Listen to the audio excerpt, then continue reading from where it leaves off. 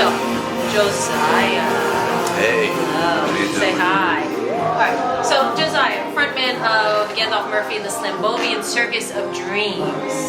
Did I get all that right? Yeah, I did. I nailed it. See? Alright, so where is Slambovian, Josiah? Well, you know, it's just it's a place in our minds. You know, it's kind of our utopia. You know, I think in our heads. The name was just a fun thing that we made up. You know, just something that sounded big and mysterious and crazy. Right. So But isn't there an ideological method to the madness of the length of the name?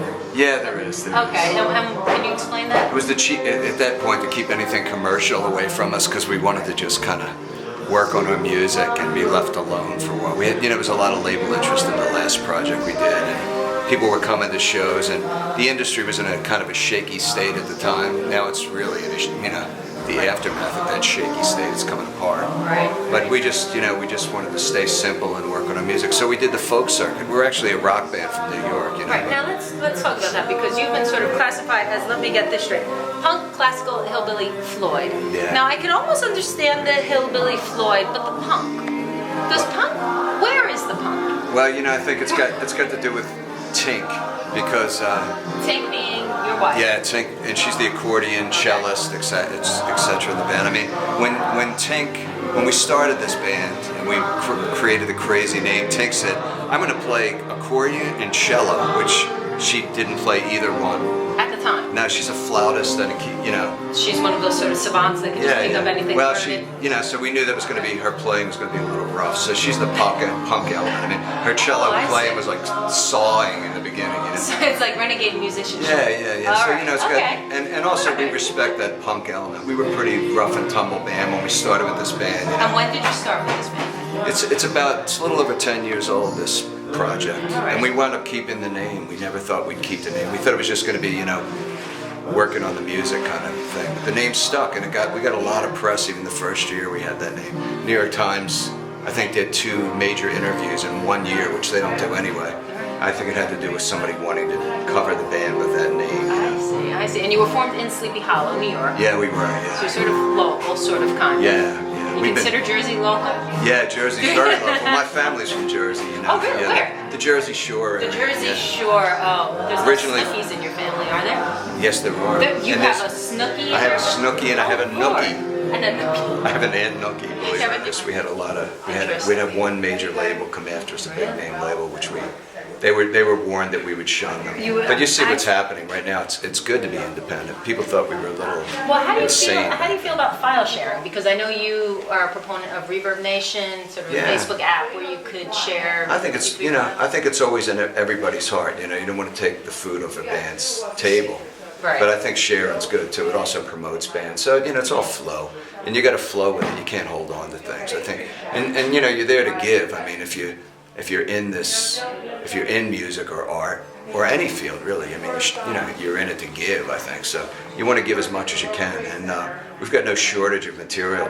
It just keeps going. We're pretty insanely prolific. We write so much, it's insane. But your merchandising is very healthy. Yeah, right? Yes it is. Yeah. And your art, your band art is done by everybody in-house. By everybody, your son too, right? Yeah, my twin sons who both played in the band, they're in art school now, full-time, so just recently. So they're not in the band, but Tink's an artist. Tony's an artist. Tony the drummer. Yeah, Tony's the drummer, right? Can you tell us how he came to be in your band? He was teaching multimedia art at the community college we were in. Okay. And, not art. Now I'm blanking, sorry. You could blank. I'll tell you some other time over coffee, whatever the name. But anyway, Tony was a professor. Yeah, and he also is a 3D artist. Okay. He does 3D animation and stuff like that. He can do anything, Tony. And you convinced him to be in your band? Well, he liked the music, and we started jamming together, and he wound up coming with us, yeah. Nothing like picking up a professor. Left a big, 6-figure job doing animation. Well, it was after the professor, he went into animation, designed video games and stuff, and then and did that to support himself, and then he came full-time on the road with us, you know. Now let's talk about your travels a little bit, because I know you're very popular in England, and coincidentally, our Mayor Freed, had just recently taken a trip to China. You probably don't know that, but that's besides the point. Cool. But you've also been to China. Well, we were the first American band to get into China back in the day, and that was Sharky, me, and Tink, you know. Can you tell us about that trip? How'd you like China? Yeah, it was profound, I think, for China and us. At the time, China's pretty open now and pretty built up. When we were in Shanghai, there was one hotel. That's it. And it was a big ritzy hotel, it was probably, it was a big hotel. But all around it was just ghetto, And so we were there at that time, and it was by a fluke that we got in. But it was a pretty profound experience because, that kind of Western art never got in. I think Elton John had gotten in before us, 15 years before, and then that was it. So when we met the people, it was pretty profound, like tearfully profound with the audience. Yeah, pretty cool. We can appreciate that. Now, okay, Josiah, can you tell us about the connection between the motorcycle song and your hat? Can you tell us a little bit about that? Where did you hear that I was goofing around? I don't know. We know Arlo and goof around with Arlo. I said, hey, Arlo, look, I stole your look, He said, I hope it does you good. He said, it didn't do me much good. So this is not the hat from the cover of Alice's No. It's not. Okay, very disappointing. I've lived in this hat. Josiah, I feel, But, so we said something about that. And we said we wrote the motorcycle song. You did say that. Yeah, we did. I know, I heard. So I'm asking you, so you lied. For years I told the truth, but just recently I realized tall tales are much better in this day and age than the truth. The reporters to ask you questions about it. That's right. Yeah, this is not Arlo's hat. Oh boy. And what is exactly a flapjack in the sky? And why should they be blue?